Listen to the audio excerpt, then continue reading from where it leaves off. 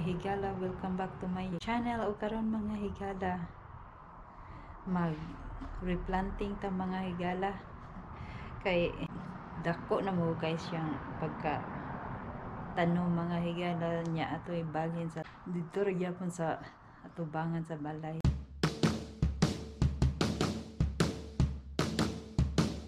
Pero ang usa ibalhin nato dinhi sa backyard.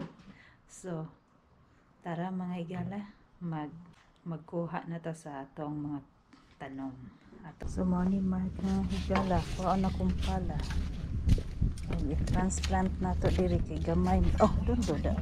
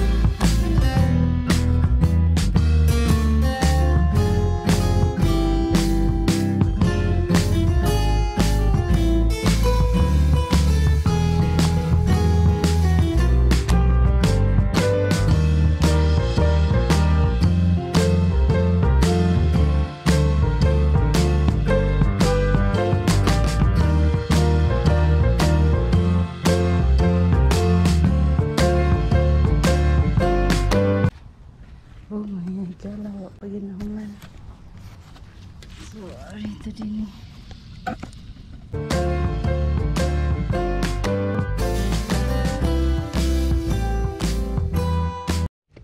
So guys, 9:35 na sa gabi. Ugna pa ko diri sa gawas. Akong giilisan akong battery kay nado battery na. So ugma ato ning butang bark dinhi. Kay limpyo na.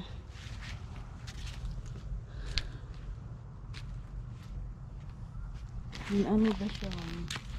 Lagmay nga marami. Puto ng mga kahoy. Yan, nindot na siya tanawon. Basta limpyo. Nag-ato din yung potlon sa nga ani kay para matanong.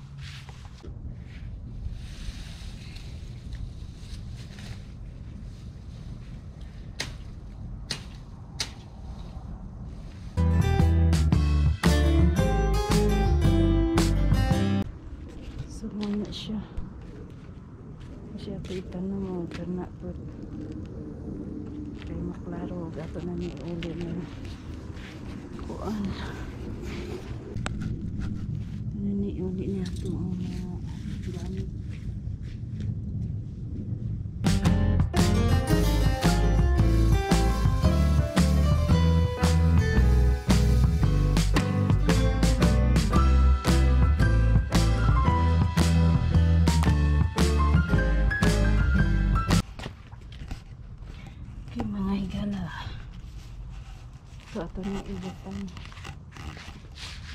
Ang basurahan. Basura puno sa sagbot.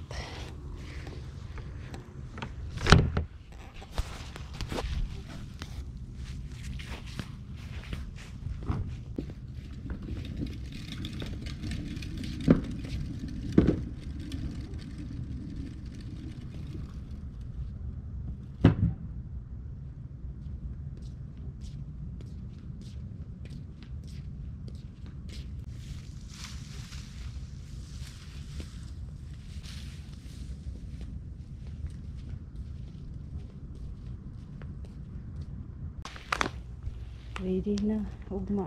Butangan og bark. Yan. Limpyo na siya. It's better I cut that other one. Ano na i-cut siguro. Okay, kuha ako.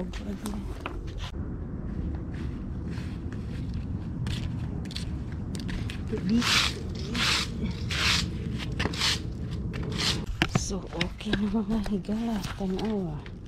Ang gikat. Sakto na siya. Para ready na tomorrow to put bark. Okay. Ang mga higala. Ang basura. Na ading hinimid. Butang nga mo na unya sa kalsada kay tigkuha sa basurahan ugma. O ipakita na ko ang mga higala o ang tanom. Ay ako sa isirado ng garage. So, gabiin na ngit-ngit na diri.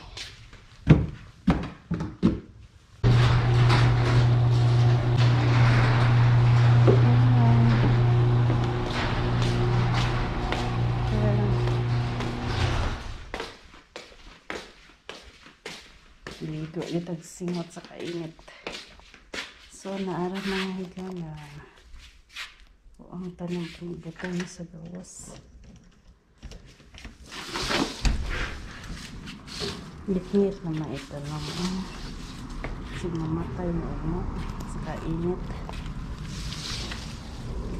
Diri na lang ni para di mamatay, para ugma.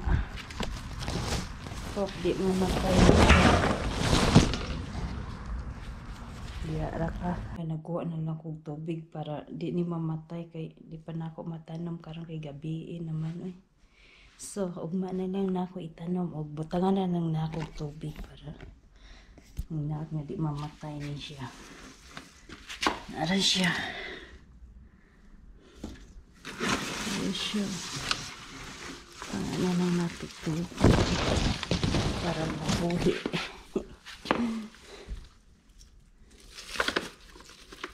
Siya. So, matay. Nipis.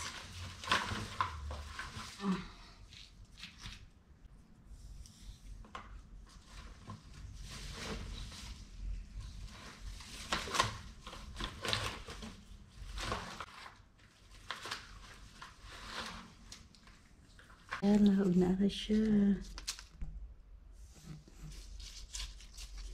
I hope di siya mamatay. Ugma ra itanong. Ay siya tubig. Okay.